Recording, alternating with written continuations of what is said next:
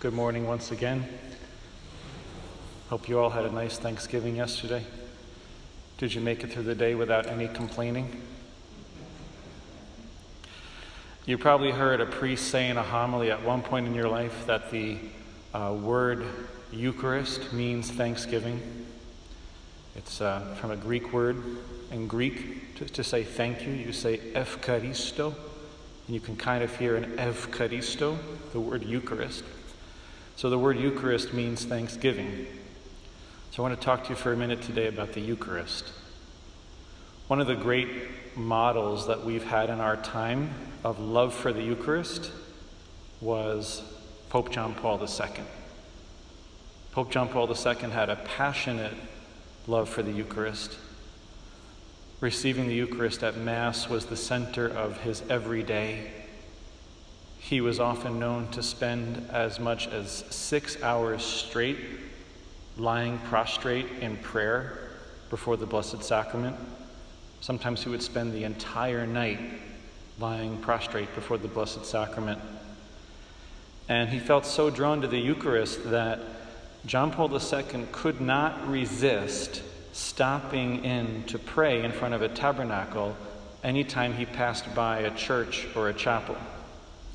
And the urge to stop in and visit the Blessed Sacrament was so strong in him that the organizers of his various papal voyages had to arrange the routes that he would travel in such a way that he would never pass by any chapels or churches, because inevitably he would always stop in to pray and he would end up throwing off the whole schedule of the day.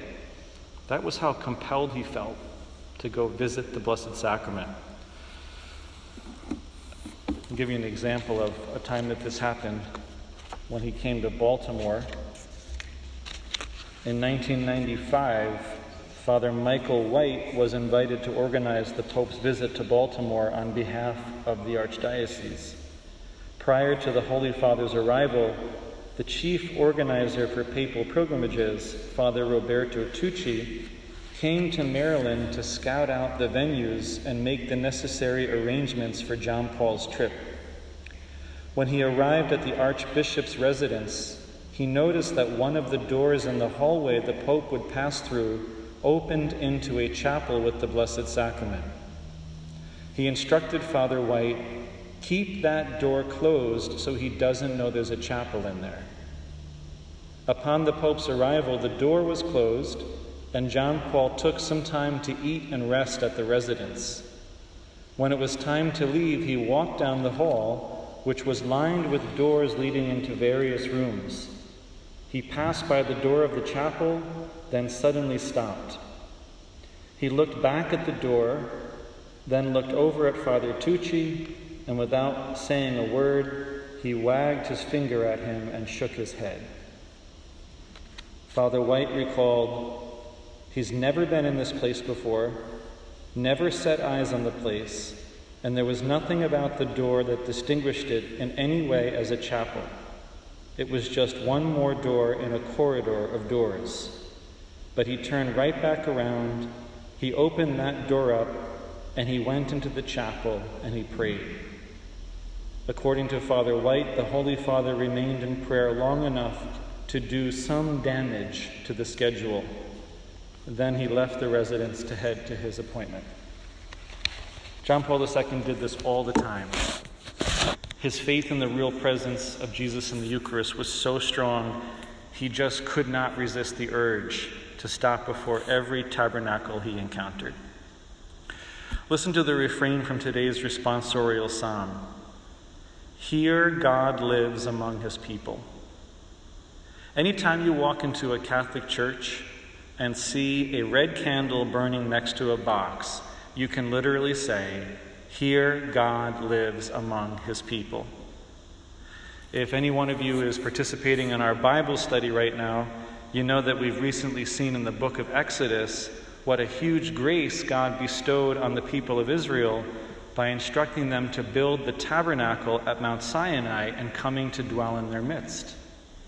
What a sense of awe and reverence and gratitude they had to have God himself dwelling right there among them. Well, that grace was first given to the Israelites, and it's now repeated in every Catholic church in the world where there are validly ordained priests with the power to make the Eucharist. In every Catholic church in the world, you can say in the truest sense, here God lives among his people. So I want to ask you this morning, does your heart yearn to be with Jesus in the Eucharist as much and as often as possible?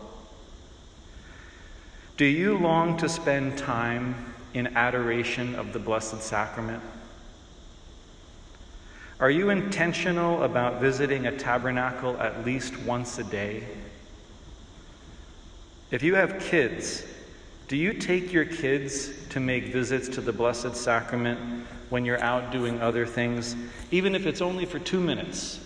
Do you stop into a church and visit the tabernacle before you go home with your kids to teach your kids the importance of visiting the Blessed Sacrament? Father Benedict Rochelle used to talk about a Protestant man who once said to him, "If I believed what you believe about the Eucharist, I would be in church on my knees in adoration all day long."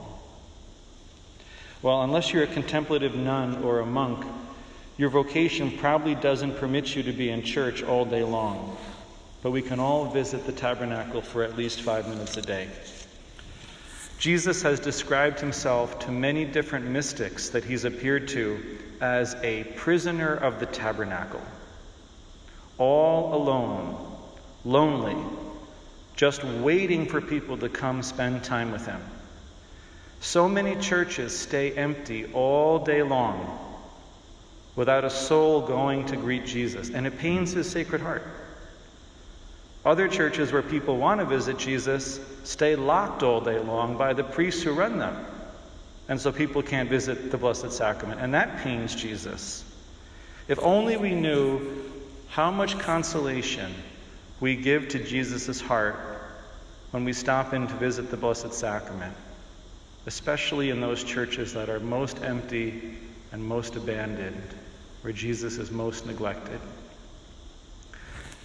I don't know if you realize this past Tuesday was the 1-year anniversary of the day that we moved the tabernacle and put Jesus back in his rightful place at the center of everything. That was probably one of the happiest days so far of my time as pastor at Sacred Heart. My ongoing prayer for our parish is that Jesus would deepen our faith in and our love for his real presence in the Eucharist, so that each one of us might live every day, like John Paul II did, in total awe that here God truly lives among his people.